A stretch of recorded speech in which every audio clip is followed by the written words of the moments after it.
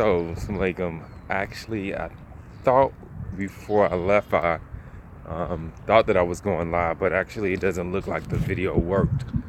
So, decided instead of starting off at the gym, I would take a nice little walk and maybe get a jog in on the lakefront. So, this is Independence Day. Of course, this has a little different meaning for me this year or today than it did before, because on Thursday my independence was declared on another level. So of course, for those who don't know, I was laid off, and I took that as an opportunity to say, man, I'm free. I'm free. I don't have to be dependent on anybody else to do for myself what Allah, I believe, has blessed me to be able to do for myself.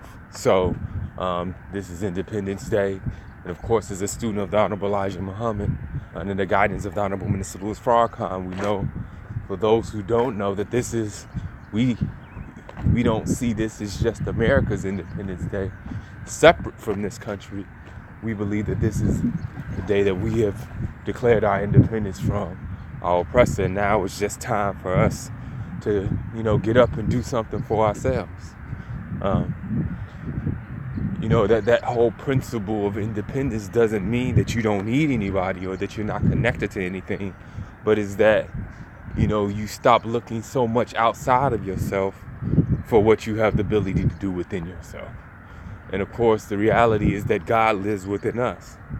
And we don't provide the opportunity to see the God power that's in us if we're not moving, if we're not in motion, if we're not doing something. The Holy Quran, as I've mentioned before, is that Allah does not change the condition of a people until they first change their own condition. Allah has given us the ability and power to make things happen. And that's why, we call ourselves gods with a small g, individuals who have force and power to change reality. But you can't see the force or the power that you have unless you exercise it. You can't see who you are unless, the Holy Quran says, do men think that they will be left alone on saying they believe and will not be tried when those before them were tried? Indeed, Allah will show those who are true and those who are the liars. You don't really know who you are, and you don't really provide yourself the opportunity to know and see what your capacity is unless you put yourself, or unless you're put in a situation and you respond.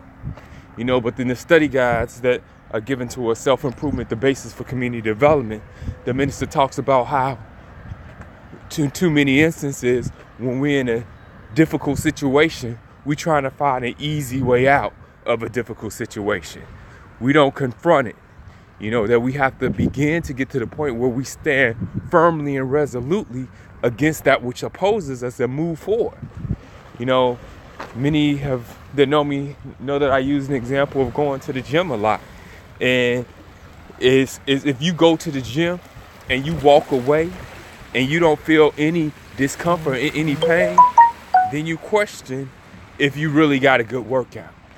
One of the signs of getting a good workout is that you feel a little soreness, right? You feel a little discomfort, and if you really get it in and you're used to it, you're looking for that.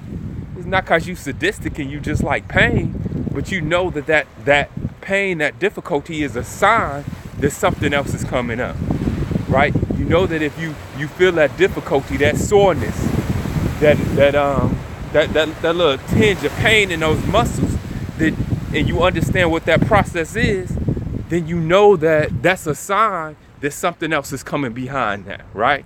So you know that if you understand how muscle develops, the muscle has to be ripped and torn, and then the muscle is fed, and then that healing process that occurs is what we see as muscle development. So when you go to the gym, if you understand that process, when you feel that pain and discomfort, you know that muscle is being ripped and torn, and that if you feed that muscle, then you're going to develop. Now there's a principle there, and that principle applies to our lives, and how when we go through difficulty, when we go through pain, that if we continue and we face forward and move forward in whatever we're doing, then we should know and believe and understand that on the other side of that is going to come growth and development. We're going to become better for that if we stand resolutely and firm and oppose the difficulty.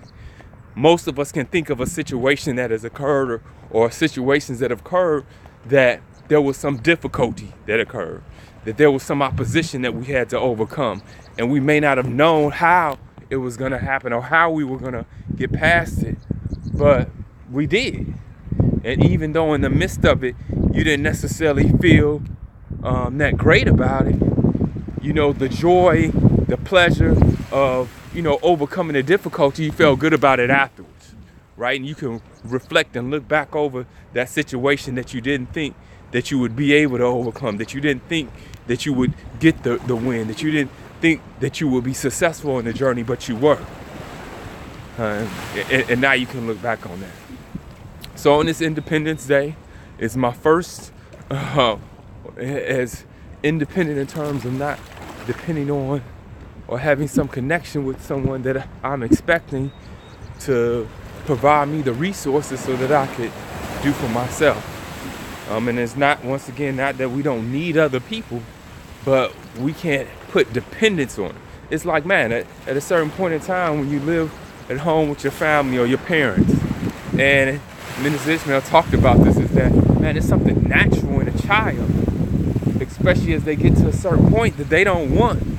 They want freedom. They want an additional degree of freedom that they believe that they should have because they feel that they've grown to a certain extent. And so it becomes uncomfortable to be in their parents' homes. It becomes uncomfortable, and depending on their willingness to make decisions and make moves, then that'll determine if they go and move out on their own. And the same thing is, man, is that we see these different steps and that occur in our lives at different points in time. You know, the same as the baby. It's in the womb, and at a certain point in time, it becomes uncomfortable for it to be there, so it has to make a decision that it's going to declare independence from that womb, right? And we can't back away from that. When it's time for the child to come to birth, if they don't make the decision, if they don't move out, if they don't move to the next stage that's required for their development, then, you know, there's a penalty for that. There's a penalty for that. It causes problems, right? That when you're in an environment, in a space over the time that you should be, then, you know, there's an additional degree of discomfort that occurs, and it ends up causing more damage. So I thank Allah that I am in a position that I can begin to move forward in my life so that I can grow to the next level. So please keep on looking out for a brother. I'm about to go get a little jog on. See you next time. Assalamu alaikum.